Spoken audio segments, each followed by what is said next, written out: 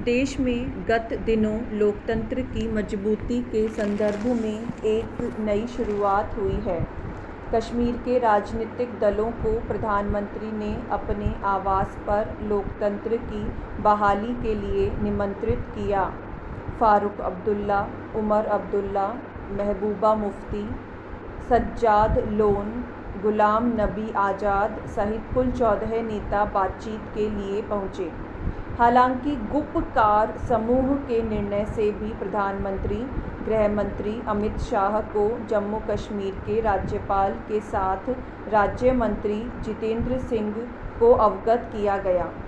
संपर्क व समन्वय के साथ बातचीत की शुरुआत को भारतीय लोकतंत्र के लिए शुभ कहा जा सकता है।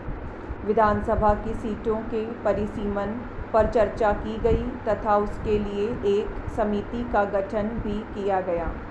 प्रधानमंत्री ने 3 घंटे तक चली इस बैठक में स्पष्ट किया कि देश के अन्य राज्यों की तरह वे जम्मू कश्मीर में लोकतंत्र की बहाली के लिए कृत संकल्प हैं और इस कार्य में सभी राजनीतिक दलों के सहयोग की अपेक्षा है।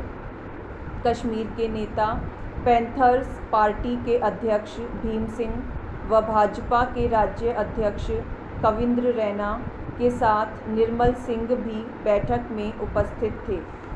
गुपकार समूह के नेताओं ने हालांकि धारा 370 तथा 35A की बहाली की मांग की। बातचीत के पश्चात प्रधानमंत्री व केंद्रीय गृह मंत्री के साथ सभी प्रतिनिधियों ने सामूहिक फ़ोटो भी खिंचवाया। कश्मीर में राजनीतिक बर्फ पिघलने की शुरुआत अच्छा संकेत है। विधानसभा के चुनावों से हालात और अधिक सामान्य हो जाने की संभावना है। कश्मीर के राजनीतिक दलों को धारा 370 का मोह त्याग कर देश की संसद द्वारा पारित प्रस्ताव का सम्मान करना होगा। कश्मीर के लोगों में शांति है। तेजी के साथ विकास की प्रक्रिया चल रही है। गत वर्षों के दौरान सड़कों के साथ विद्युत व सुरंगों के संदर्भ में 75,000 करोड़ रुपए के बुनियादी ढांचागत विकास कार्यों को केंद्र सरकार के द्वारा स्वीकृति दी गई है। आतंकवादी गतिविधियां कमज़ोर पड़ी हैं और आम कश्मीरी सामान्य हालात को अनुभव कर रहा है। कश्मीर में पहली बार ग्राम पंचायतों के चुनाव हुए हैं तथा स्थानीय प्रशासन आम नागरिकों के हाथों में दिया गया। इसके साथ पंचायतों को पर्याप्त धन का आवंटन भी किया गया। इससे सत्ता के विकेंद्रीकरण को प्रोत्साहन मिलता है। यह अच्छा संकेत है। देश में कश्मीर के साथ ही राष्ट्रीय स्तर पर भी तीसरे मोर्चे की सुगबुगाहट तेज हुई है। शरद पवार व प्रशांत किशोर के सलाह से ममता बनर्जी के साथ आने से राष्ट्रीय स्तर पर 8 दलों के नेता एक मंच पर संगठित होकर बैठे हैं और देश में सत्ता के विकल्प पर चर्चा की शुरुआत हुई है। वाम दल भी इस समूह के साथ जुड़े हैं, जिनकी जड़ें बंगाल में कमज़ोर पड़ चुकी हैं, लेकिन यह एकता बहुत कठिन कार्य लगती है क्योंकि वाम दल बंगाल, त्रिपुरा व केरल में अपने हक को त्यागेंगे नहीं और इन राज्यों में ममता व कांग्रेस से संघर्ष तो करना ही पड़ेगा। Para change. आम सहमति चुनावों के संदर्भ में कठिन लगती है, लेकिन प्रयास का स्वागत किया जाना चाहिए।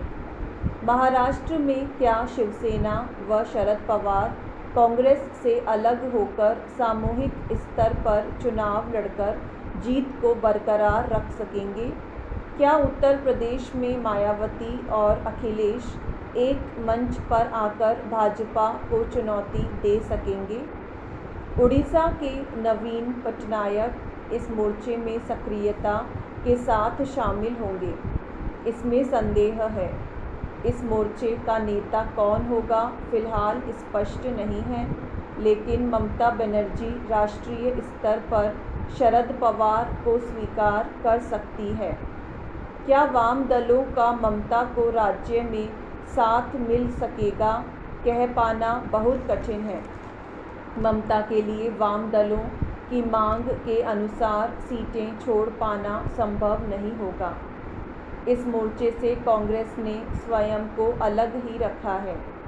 राहुल गांधी के नेतृत्व में कांग्रेस इस मोर्चे में दूसरी श्रेणी की भूमिका को संभवतः स्वीकार नहीं करेगी, लेकिन निश्चित रूप से देश में इन प्रयासों से त्रिकोणीय संघर्ष की शुरुआत हो सकती है, लेकिन इस प्रयास में भी कुछ राज्य अपवाद ही रहेंगे।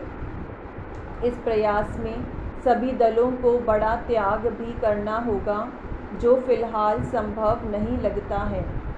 देश में अनेक राज्य ऐसे हैं जहां राजनीतिक दलों के अपने अपने दावे हैं। सर्वप्रथम एकजुटता का प्रतीक संकेत मिले बिना एक तीसरा संयुक्त मोर्चा बना पाना कठिन लगता है। आंध्र प्रदेश, तेलंगाना, तमिलनाडु में एक ही विचार व परिवार के दो धड़े आपस में लड़ रहे हैं।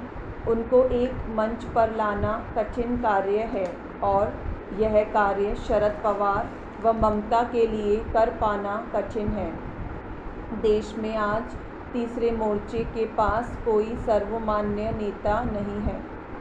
ऐसे हालात में अगर कांग्रेस अपने ही बूते पर अलग चुनाव लड़ती है तथा तीसरे मोर्चे में आम सहमति नहीं बन पाती है, तो भाजपा के लिए निश्चित रूप से राष्ट्रीय स्तर पर पुनः सत्ता हासिल करने में कठिनाई नहीं होगी। फिलहाल प्रयास अच्छा कहा जा सकता है। तीसरे मोर्चे के साथ ही कांग्रेस भी अपनी सीटों को घटती संख्या व लोकप्रियता का सही आंकलन करके इस मोर्चे के साथ आ जाती है और राष्ट्रीय स्तर पर संघर्ष दो मोर्चों पर ही केंद्रित हो जाता है, तो अवश्य ही आगामी चुनाव दिलचस्प हो सकते हैं और इस प्रयास से लोकतंत्र को और अधिक संगठित रूप से मजबूत करने में सहयोग मिल सकता है। फिलहाल तो कश्मीर में लोकतंत्र बहाली का प्रधानमंत्री का प्रयास और शरद पवार व ममता बनर्जी के प्रयासों से देश में तीसरे मोर्चे को पुनः संगठित रूप से अस्तित्व में लाने का प्रयास सकारात्मक कहा जा सकता है। सभी लोकतंत्र में आस्था रखने वाले नागरिकों को इन प्रयासों का स्वागत करना चाहिए। Para change. सर्वोच्च न्यायालय ने भी अपने आदेश में माना है कि शैक्षणिक संस्था द्वारा किया जाने वाला विद्युत उपभोग वाणिज्य कार्य की श्रेणी में नहीं आता है। ऐसे हालात में यह शिकायत उपभोक्ता फोरम की सुनवाई अधिकार क्षेत्र में आती है। इसी तरह किसी प्रकार के उपकरणों की खरीद व उपयोग छात्रों की शिक्षा के लिए किया जाता है, तो यह वाणिज्यिक उपयोग की श्रेणी में नहीं आता है। पिटीशनर ने ऐसा कोई प्रमाण भी प्रस्तुत नहीं किया है जिससे यह सिद्ध होता है कि शिकायतकर्ता पर वाणिज्यिक उपयोग के लिए बिल किया गया है तथा यह सिद्ध करने का दायित्व विद्युत विभाग पर है कि विद्युत का उपयोग वाणिज्यिक व औद्योगिक उपभोग के लिए किया गया है। शिकायतकर्ता ने इस संबंध में अगर लाभ हानि खाता अथवा बैलेंस शीट प्रस्तुत नहीं की है, तो यह दायित्व भी विद्युत विभाग का है कि वह इसकी मांग करे तथा यह सिद्ध करे कि यह संस्था दान पुण्य के लक्ष्य को लेकर कार्यरत नहीं है।